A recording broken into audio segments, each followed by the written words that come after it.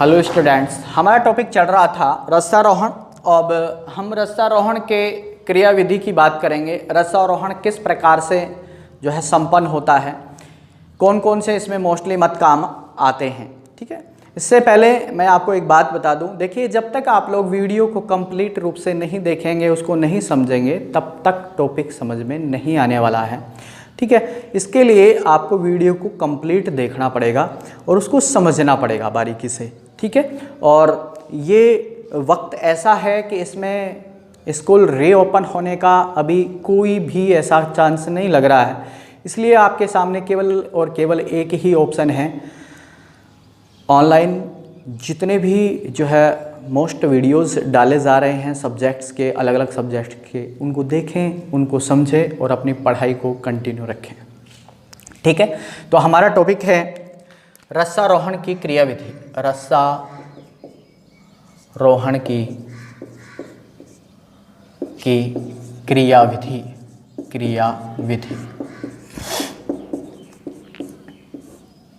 देखिए बेटा, जल, अवशोषित जल और खनिज लवणों का गुरुत्वाकर्षण बल के विपरीत ऊपर तक चढ़ना, काफ़ी ऊंचाई तक पहुंचना रस्सारोहण कहलाता है।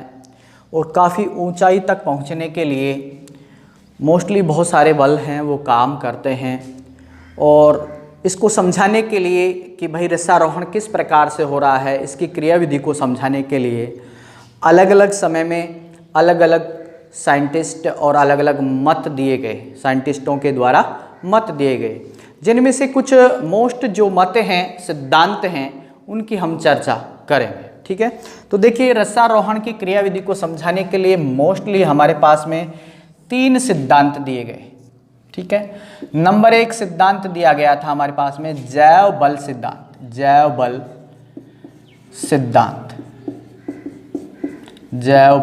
सिद्धांत। ठीक है, दूसरा जो हमारे पास में सिद्धांत दिया गया था वो दिया गया था मूल दाब सिद्धांत। ठीक है, और तीसरा और सबसे इंपॉर्टेंट और सर्वमान्य सिद्धांत है वो है हमारा भौतिक बल सिद्धांत।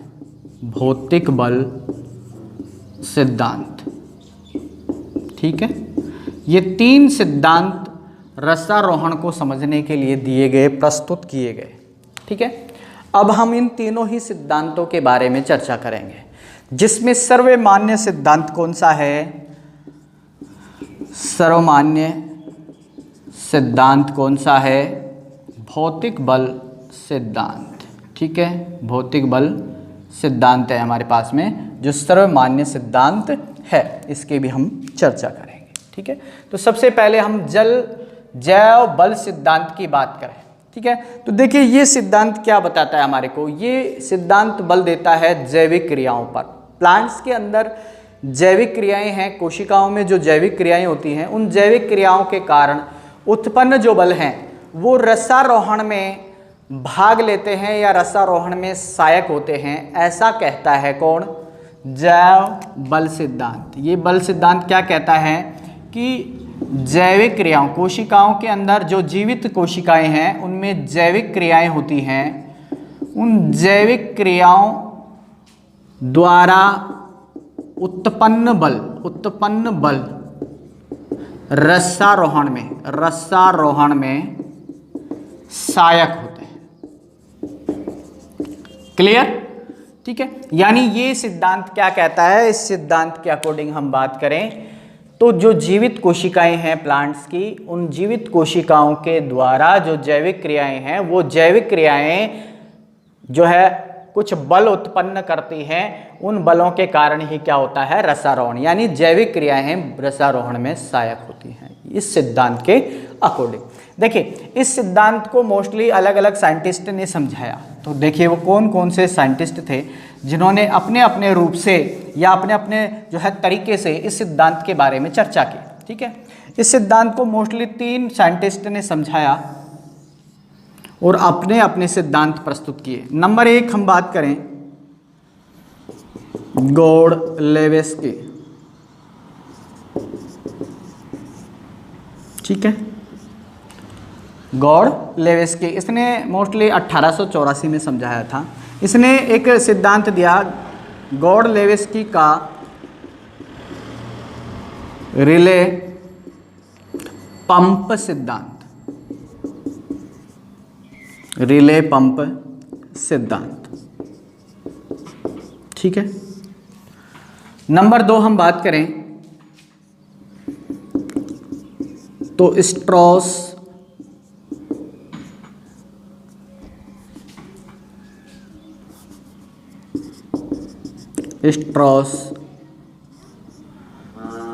बर्जर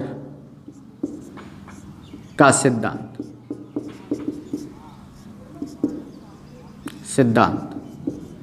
और जो तीसरा सिद्धांत है हमारे पास में वो है जगदीश चंद्र बोस यानी जेसी बोस का स्पंदन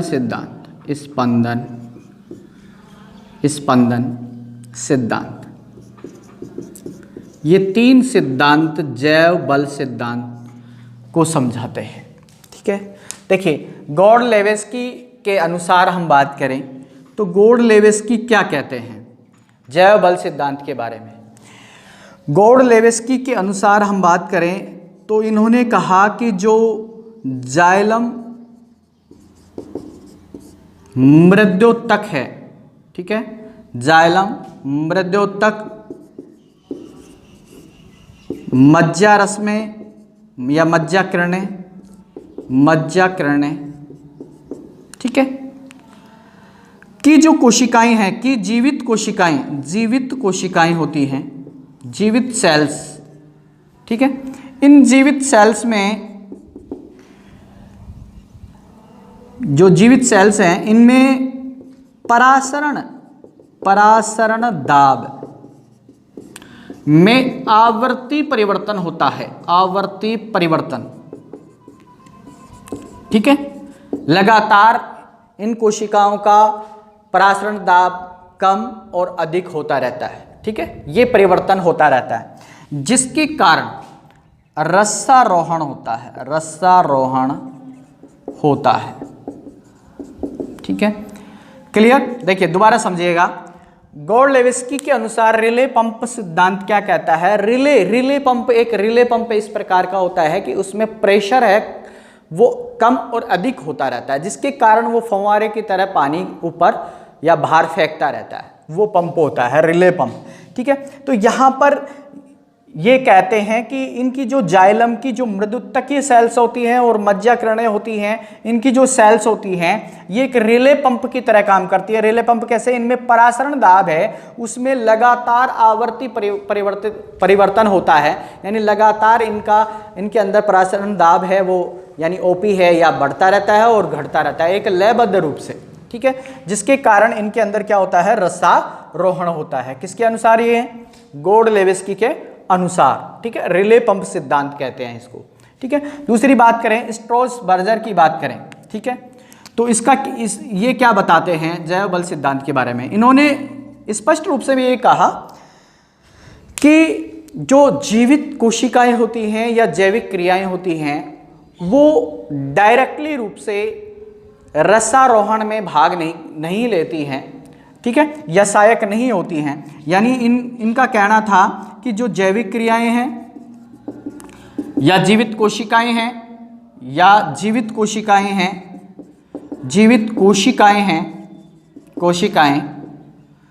ठीक है, सीधे रूप से रसारोहण में भाग नहीं लेती हैं, परंतु ये कौन, जैविक क्रियाएं और जीवित कोशिकाएं, ये रसारोहण में सहायता प्रदान करती हैं, यानी मदद करती हैं, सहायता प्रदान करती हैं। ठीक है, रसारोहण की कंप्लीट क्रिया को संपन्न नहीं करती हैं, ये केवल मदद करती हैं, यानी ये इन्वॉल्व होती हैं। ठीक है। कंप्लीटली रसारोहण कंप्लीट नहीं करेंगी, लेकिन ये इन्वॉल्व होंगी, ठीक है। ऐसा कहना है किसका, स्ट्रॉसबर्गर का, ठीक है। इसका ये जो सिद्धांत है ये कहता है। अब हम बात करें जैव बल सिद्धांत के अंदर जेसी बोस का स्पंदन सिद्धांत की बात कर लें, ठीक है। स्पंदन सिद्धांत हमारे पास में क्या कह रहा है, देखिएगा। जेसी बोस के अनुसार हम बात करें तो जो वलकुट है हमारा, वलकुट की जो सबसे आंतरिक कोशिकाएं होती हैं, आंतरिक भाग की कोशिकाएं यानी जैसे मान लीजिए ये हमारा परिरंभ है अंदर की ओर, ये अंतस्थ त्वचा है और ये जो है हमारी बाह्य त्वचा है, ठीक है, ये मूल रोम है।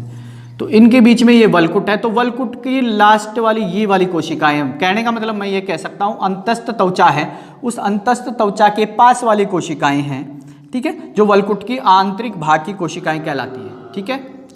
ये कोशिकाएं मोस्टली क्या करती हैं, रसारोहण में भाग लेती हैं। किसके अनुसार, जेसी बोस के अनुसार ये जो सेल है वलकुट के आंतरिक भाग की जो कोशिकाएं हैं, यानी कि अंतस्थ त्वचा के पास वाली जो सेल हैं, ये रसारोहण में भाग लेती हैं। किस प्रकार से भाग लेती हैं, इनका कहना है कि इन कोशिकाओं में, यानी इन कोशिकाओं के अंदर लयबद्ध रूप से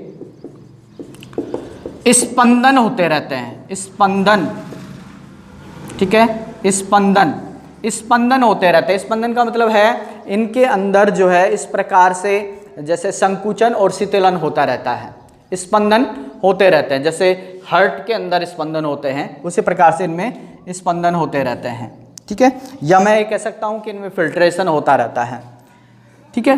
तो ये स्पंदन है, ये लयबद्ध रूप से जो स्पंदन है, ये ही कारक हैं जो रसारोहण में भाग लेते हैं या रसारोहण में सहायक होते हैं। तो जेसी बोस के अनुसार वलकुट के जो आंतरिक भाग की जो जीवित कोशिकाएं हैं, जो अंतस्थ त्वचा के पास वाली कोशिकाएं हैं, इनमें लयबद्ध रूप से स्पंदन होते रहते हैं, ठीक है। ये संकुचन शीतलित होती रहती हैं, जिसके कारण क्या होता है, इनमें एक बल उत्पन्न होगा, जिसकी वजह से रसारोहण की क्रिया संपन्न होती है, जेसी बोस के अनुसार, ठीक है। इन्होंने मोस्टली एक भारतीय जो है मूल के, ये हमारे पास में साइंटिस्ट है, और इन्होंने एक पौधे के ऊपर अपना प्रयोग करके बताया था, और उस पौधे का नाम है टेलीग्राफ, ठीक है। इन्होंने टेलीग्राफ नामक पादप के ऊपर अपना प्रयोग करके ये सिद्ध किया था। एक स्पंदन जो है हमारे पास में मीटर लेके, और स्पंदन मीटर लेके इसने एक तो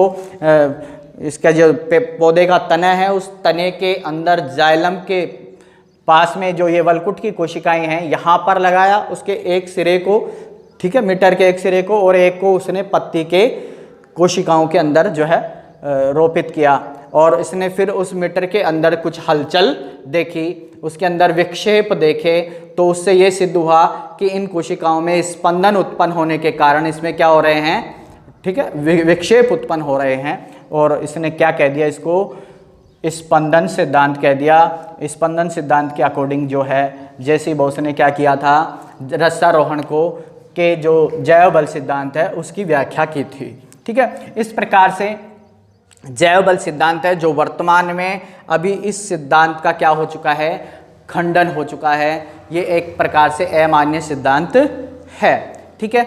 आगे हम बात करेंगे मूल दाब सिद्धांत की, ठीक है। वीडियो को लाइक करें, शेयर करें, और चैनल पे अगर नए हैं तो सब्सक्राइब करें। धन्यवाद।